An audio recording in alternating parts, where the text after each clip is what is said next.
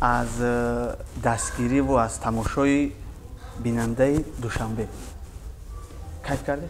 اون چیزایی که اینترسنه مردم ما نمیگوییم. ما درباره تئاتر گپ میزنیم که مردم با ابسولوت نمی‌اینترس. کانیبادام به نام توفا فاضلова سال 2022 100 ساله میشود. بله.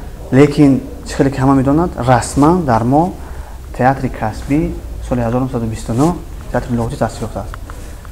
فقط همین نمایشایی که بسیار چقور هر چقدر کووید همونقدر بسیار میبره. چند فایزی معاش پرسید؟ یعنی چند فایز دیگر از کجا هست؟ سالهای سال چندین سالها همه کس با دیگر تئاترها یک جایه برای مردمی کردن تئاتر خدمت کرد.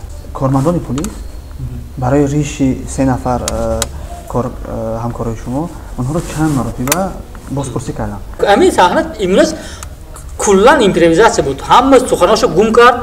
اگر از بهای 10 بالر بگیم شناخت مردم جامعه ما از تئاتر چند است؟ اگر امروز آخرین روز حیات شما بود چیکار می‌کنید؟ تا مردن می نوشتم.